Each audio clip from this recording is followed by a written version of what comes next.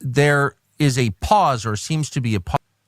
We'll move on to what we were supposed to have discussed last week, which is Tucker Carlson has indeed interviewed the president of Iran. And every accusation and every thought that was uttered against Iran over the course of the past week, Tucker Carlson did ask him. Now, it is a 30-minute clip, and you're free to go check that out on your own. I recommend everybody should watch this. The summation is, in summary, that the Iranian president is saying that when he is talking, when they're chanting "Death to America," that they don't really mean death to American people, that they're talking about death to America like symbolically. Of course. Yeah, just like you shouldn't beat your wife in the Quran. It's just symbolically beat your wife. He says that that the Iranian people have always sought peace and this word tranquility. So I heard throughout the interview, probably about 50 times, they mentioned this word peace and tranquility. So it appears that Iran has always sought peace and tranquility. Let's play a little bit of this just so we can get the temperament of the conversation. But before we do that, Tucker was sort of under fire for the very idea that he would even conduct this interview.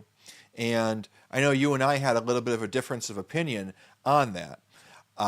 My position is that I'm very happy to hear that this side of the conversation, despite whether or not the Iranian president is full of crap.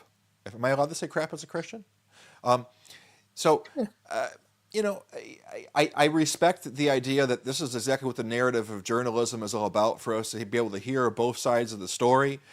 My position, and Alex, we're going to be releasing that interview that we did with Yariv Ben Yehuda in the next couple of days. We actually did an interview with somebody from the inside on the grounds over there in Israel, who was giving the insight into why Netanyahu is rumored to have be corrupt and being in power for over 30 years, and he gave us that case. You know, so I think that, you know, us, with our journalistic integrity, to go to get to the bottom of what's happening over there in Israel, I was also wanting to hear from a boots on the ground perspective what's happening in Iran.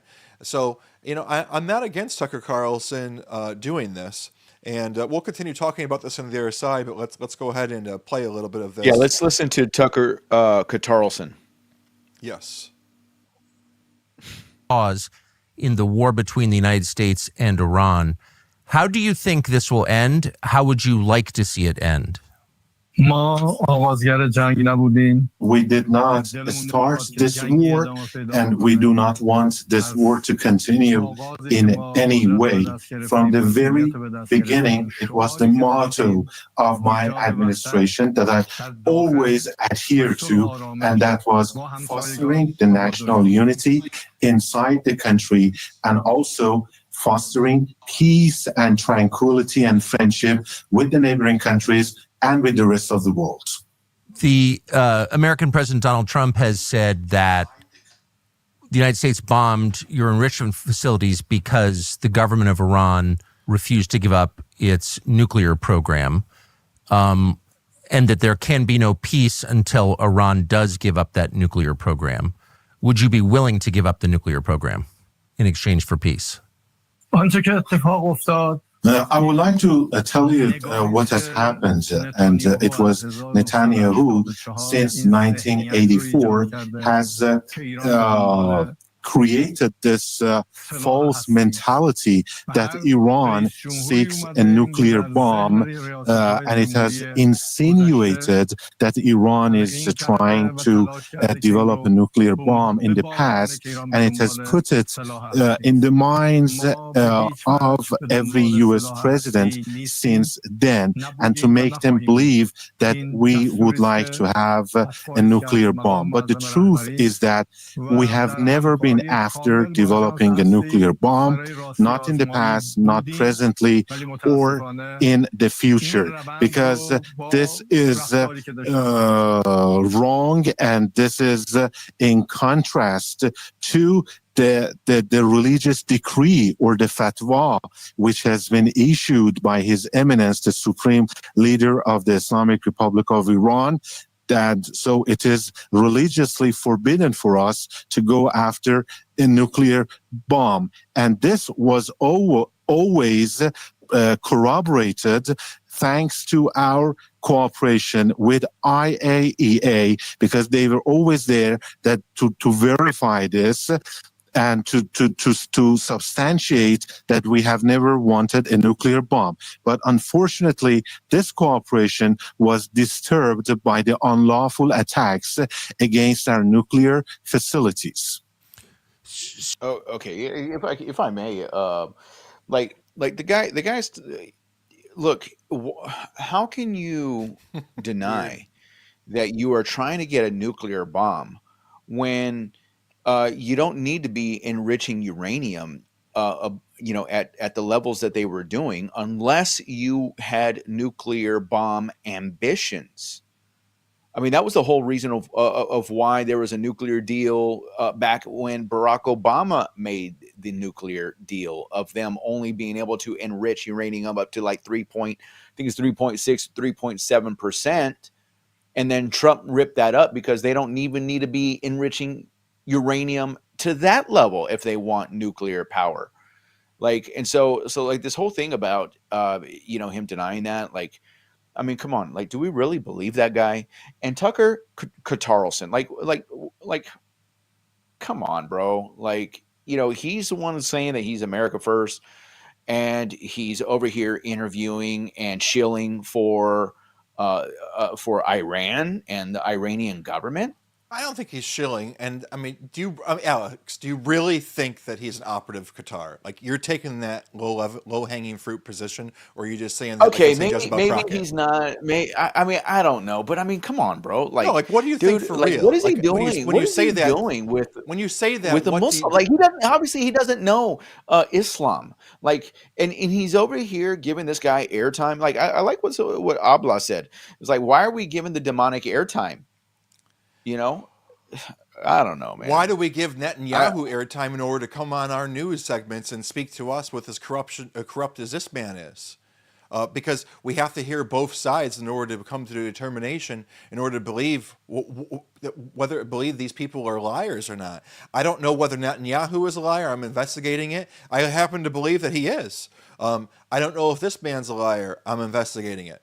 So I'm not giving a pass Tucker Carlson being Qatar operative. Right. I would say I have 0% doubt that Tucker Carlson is nothing but an American patriot, and this Mark Levin nonsense is just. I think it's beneath you to even suggest that you would even think of such a thing. If you're comedically referencing it, like we call Jasmine, Jezebel Crockett, then okay, fine. But his being Tucker, comedically, I don't necessarily think that Qatar has Yeah, I don't think Qatar actually has their hands. That's in his like pocket, Ben Shapiro level insanity because of no. So and listen, it's weird to hear this 30-minute interview as is, but and then know that your only response naturally, based on all of the news media that we're fed here in the United States, is to think that this president is lying. Okay, but it could perhaps open up the door for you to do more investigations or have a more inquisitive mind, because the case that the Iranian president does present to us aligns with my skepticism in the first place when I said, I don't believe you, Netanyahu, the same person that brought us the war in Iraq and all the lies of the weapons of mass destruction that were over there, that were then added to and supported by the Bush administration. That skepticism is based upon me not believing that there is evidence of a nuclear program. So that my skepticism from the get-go was related to that. And what did we see? We saw that when they attacked these nuclear facilities, if indeed that is where the uranium was, that it did not leak into the atmosphere. Saudi Arabia had environmental tests that were real-time meters that were running. Several other nations, the IAEA, is also saying that there was no chemical reactions in the atmosphere. So either we attacked the wrong site and they had moved it, or it really wasn't there in the first place. But I do have to admit, I don't know where I stand with this, but I have a dialogue in my head as I'm watching this, wrestling with whether I believe him, because the truth is, I don't want to believe the president of Iran. I don't want to, but that's the choice. I don't want to, but this is a war of trust, and I really don't know who to trust. There's a lot of this thing. It is 30 minutes long. Do you want to get into at least one more segment of it? You can't trust Islamicist. Let's do just a little bit longer of this thing. Let him get into the next question, just so we develop the pattern of response for how we need to handle this. Okay, I don't know how to handle it. So you have, according to news reports, withdrawn your cooperation from IAEA, the International Nuclear Regulatory Agency, and so there's, I suppose, no way for the rest of the world to know how much uranium you're enriching and to what extent, to what percentage it's being enriched. And so is there any way to verify, and would you be willing to allow other nations to verify that you are not building nuclear weapons? Mr. Carlson, sir, I would like to draw your attention to the fact that we were right in the middle of... By the way, I just want to say that I do believe that this translator voice could be responsible for a little bit, for how I think. Like, based on the voice that they selected, heavily influences my opinion. And him having chosen this voice as the translator, that translator sounds like a nice guy. I mean, he wouldn't be enriching uranium, would he? Anyhow. No, of course not. Of holding talks with the United States. And the President of the United States invited us to hold such talks in order to have peace. And we were told during the process of these negotiations and talks that as long as we don't give the permission to Israel, they are not going to attack you. And we were going to have the next round of the talks very soon. But in the middle of it, suddenly Israel torpedoed the negotiating table. We were sitting at the negotiating table when it happened. And by doing this, they totally ruined and destroyed diplomacy.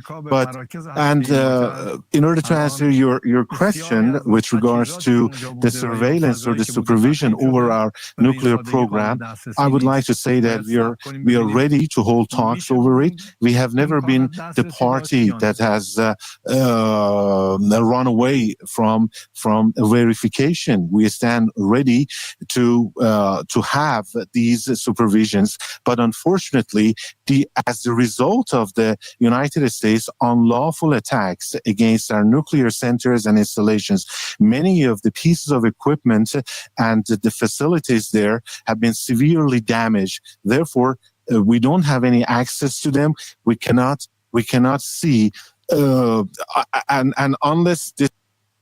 Okay. Well, I guess the point of that is that I recommend that everybody go check out and watch the entire 30 minutes. We have a lot to get to during this particular show, and it's quite late at night. So I did originally want us to go through this entire thing, Alex, and sort of watch this, but I don't think that's something that we necessarily want to do right now. Am I correct? I'm going to say that again. I said I originally wanted to watch this whole thing with you.